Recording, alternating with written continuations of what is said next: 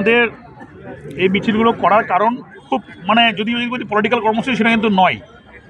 কারণ আমরা সম্প্রতি ঘটে যাওয়া কাশ্মীরে যেভাবে পেহেলগাঁওতে নিরীহ 24 জনকে মারা হয়েছিল যারা ওখানে বেড়াতে গেছিল, সেই ঘটনাকে কেন্দ্র করে গোটা বিশ্বজুড়ে ভারতবর্ষের যে সার্বভৌমত্ব, ভারতবর্ষের যে দেশের স্বার্থ সুরক্ষার জন্য অপারেশন সিঁদুরে প্রায় 40,000 সৈনিক টোটাল পার্টিসিপেট করেছে।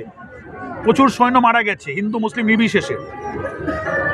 তাহলে অপারেশনটাকে সাকসেস করছে আমাদের যে ফৌজিরা দেশের আছে তারা কোন জাতি, কোন বর্ণ, কোন ধর্ম সেটা এখানে কোনোটাই, এখানে কিন্তু তারা বিজেপি করে, তৃণমূল করে না, কংগ্রেস করে, সেটা কিন্তু এখানে তাদের কিন্তু কোনো ভেদভাব নেই। অর্থাৎ দেশ এটাই, দেশ ঐক্যের মধ্যে দিয়ে দেশ, এবং ঐক্যের মধ্যে স্বাধীনতা, ঐক্যের মধ্যে দিয়ে দেশের শক্তি অর্জন করা সম্ভব।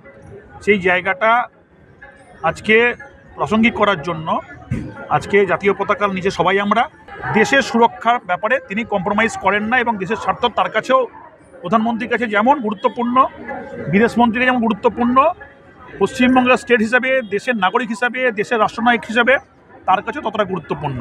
সেই জন্য এই জায়গাটা তিনি তার আজকে সবাইকে র্যালি করতে বলেছেন, এবং তার নির্দেশক্রমে পার্টি এই কর্মসূচি পালন করছে। বহরমপুর টাউন তৃণমূল কংগ্রেস সবাই মিলে একসঙ্গে আজকে কালেকটিভলি বহরমপুরে মাননীয় মুখ্যমন্ত্রীর যে নির্দেশ, সেই নির্দেশের মধ্যে নিজেরাই তার স্বতঃস্ফূর্ততা দেখিয়ে এখানে অংশগ্রহণ করেছে। এবং আমাদের আজকে কাজ একটাই, যে দেশের স্বার্থে তৃণমূল কংগ্রেস আছে, ছিল, থাকবে।